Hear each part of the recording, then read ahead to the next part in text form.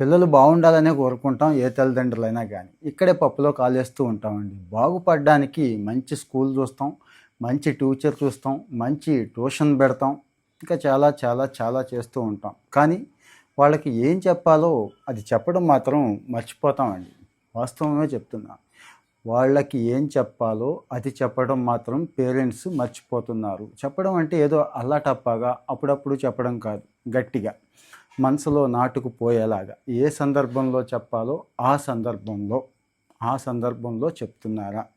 నేను చిన్న ఎగ్జాంపుల్ చెప్తాను. లైవ్ స్టోరీయే, మన రాష్ట్రంలో జరిగిందే, రీసెంట్ సక్సెస్ స్టోరీయే చెప్తున్నాను. జాగ్రత్తగా వినండి. మీ వాళ్ళకు కూడా షేర్ చేయండి. ముఖ్యంగా మీ పిల్లలకైతే చూపించండి.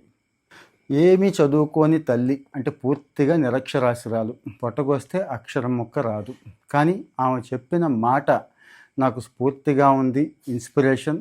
అదే తీసుకొని ఈరోజు ఐఏఎస్ అయ్యానని చెప్తున్నాడు బాన్న వెంకటేష్. శ్రీకాకుళం జిల్లా ఎక్కడో మారుమూల పల్లెటూరు, అల్లాడపేట అనే పల్లెటూరు. అక్కడ పుట్టి పెరిగిన కుర్రాడు.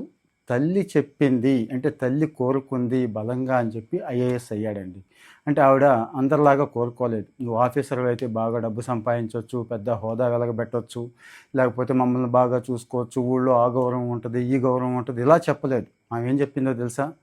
మనం ఒక్కళ్ళమే బాగుంటే చాలదు, మనం ఒక్కళ్ళమే బాగుపడితే చాలదు, ఎంతమందికి వీలైతే ఎంత సర్వీస్ చేయగలగాలి, ఎంతమంది బాగుని మనం కోరుకోగలిగితే అంత బాగుంటాం అని ఆవిడ చెప్పిన మాట అలా మనసులో ఉండిపోయిందండి.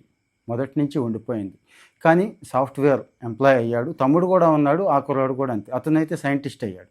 సాఫ్ట్వేర్లోకి వెళ్ళినా కానీ మనసులో అదే తొలుస్తూ ఉండేది. 2002లో గట్టిగా కూర్చున్నాను, కానీ అప్పుడు రాలేదండి. తర్వాత ప్రిలిమ్స్ కూడా గట్టెక్కలేదు. కానీ ఈ సంవత్సరం ఆల్ ఇండియా 5th ర్యాంక్ వచ్చింది. అంటే మన రాష్ట్రంలోనే త్వరలో ఐఏఎస్ ఆఫీసర్గా ట్రైనింగ్ పూర్తి చేసుకొని ఈ బాన్న వెంకటేష్ వచ్చి జాయిన్ అవుతాడు. ఇక్కడ మిస్ అవుతుంది ఏంటో చూడండి.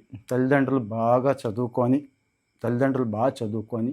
గొప్ప గొప్ప స్కూళ్ళల్లో వేస్తే గట్టిగా అయితే సాఫ్ట్వేర్ ఇంజనీర్ అవుతారు, లేకపోతే గుమస్తా అవుతారు. ఒకవేళ సాఫ్ట్వేర్ ఇంజనీర్ అయినా 1 లక్ష సంపాదిస్తాడు, పోనీ 5-6 లక్షలు అనుకోండి, తర్వాత సంగతి అది. కానీ ఇది కదా సక్సెస్ అంటే.